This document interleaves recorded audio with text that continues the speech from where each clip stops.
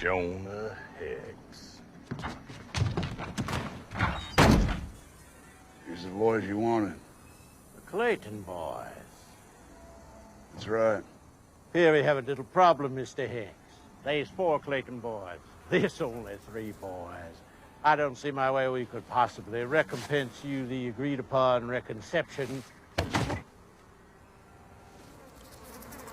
Oh.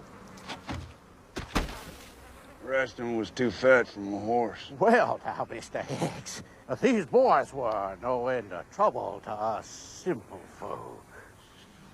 You showed me proof they was guilty. I brought them in, simple as that. You surely have done us quite a favor. Transaction's all it was. I'll collect my $100 bounty on them and be on my way. That there, Mr. Hicks, was more of a limited time offer. But you'll pay it all the same. Oh, hell, Mr. Hicks. There's an unscrupulous man or two paid double that for your stinking hide.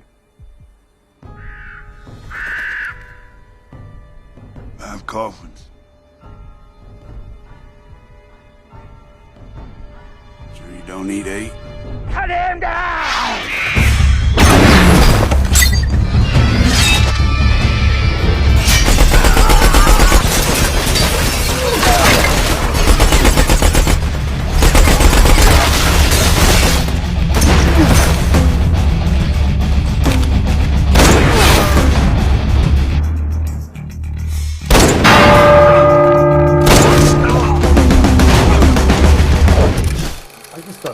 Was odd, and I wondered what it was the studio planned to do with it. But knowing that Neville, Dean, and Taylor were involved, I was buying into it, totally and completely buying into it, because I thought at least the cool factor would be really high. That was an expression we had at Warner Brothers when we had sort of offbeat movies like The Matrix, really high cool factor. So. Right? I'm going to walk the plank on this and say, I actually think from what I've seen from the comic and the concept art in preparation for this, and it's not as extensive as people would like our planning is limited here, people, because we have this thing called a life, but it looks like that a concept that would work to me. It looks like it would be a fun movie. It looks like there's some adventurous elements you can employ. It's got the Western theme, which is that works for a lot of people right out of the gate. And I have no problem looking at the same dude. I'd go for this. This sounds pretty fun. And Josh Brolin, I don't have too many firsthand stories with Josh, but I think that's a good choice. As I thought so too. I think that's not a bad decision. And I personally love what they did to his face. And I love that they have sort of an uncanny, unattractive scar. Because usually, the actors will dictate something that's very never mind. Right. Anyway, so continue. But that's part of the comic. The comic was that this guy had a war wound or something where he was disfigured. Now, who was the production exec on this? Was it Ravi or who? Ravi? Yeah, Ravi was. Okay.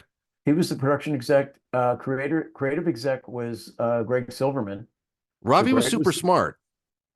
Yeah, Ravi is. He's not was. He's. Well, I mean, I'm speaking from the past of when I was at Warner Brothers.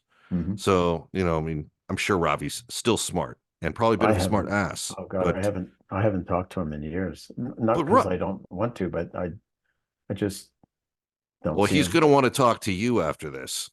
Maybe not. By the way, did you get your silk pajamas for Christmas from Joel Silver? I got my set after we talked him up. I got my box. Maybe Ravi will send us something. Don't hold back, Ravi. We have a lot of love for you. I'm sure Deep Roy too, after we talked about Tim Burton, is going to send us some Wonka pajamas. So these guys are doing Jonah Hex. Ravi's the exec. Here's the funny thing. Maybe I imagined it, but as you know, I was based in Building 81 at Warner Brothers. So is Akiva Goldsman. And I think he has a credit. His company's got a credit on this. Oh, Akiva was one of the producers. I mean, he did the script, or he did Weed Road. I saw a Weed Road credit. Yeah, it was Neville, Dean, and Taylor with the original script, and then Akiva, I'm sure, had a hand in all that. But he was a producer, and he was deeply involved.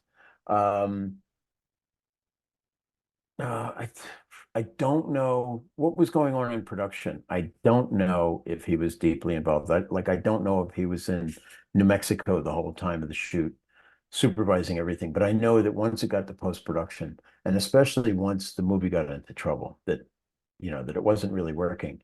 He's on Akiva the scene, worked. no doubt. Yeah. He worked night and day to do what he could. And then they even had Andrew Lazar, because he was one of the producers as well. He has a different company deal with Warner Brothers. Andrew Lazar was working day and night. And at the end of the day, it had to be finished. It was basically abandoned. Before we go down that, before we, fall into that punji trap, Akiva, I thought if I remember right, Malpasso's editorial, Clint Eastwood had almost the entire first floor of Building 81, definitely to the left if you walked in. Yeah. And I think Akiva was right to the right. He was one of the few offices on the first floor, and I was upstairs with John Milius. He might have been. I don't know. But he was always very friendly, very open, talk about anything. So I have a good impression of Akiva, though I never worked with him. But I have a good impression. I never had a bad experience with Akiva. I have heard stories. Everybody hears stories, but and Akiva changed. He became a little more mellow and a little less intense, and he even lost a ton of weight. Sadly, his wife passed away, and that changed him physically and in every way. I mean, it just the physical change is really noticeable. Nobody wants that. I mean, look, if one of these guys ever surfaces as an enemy, I know Bill Daly doesn't have any in like the true samurai sense.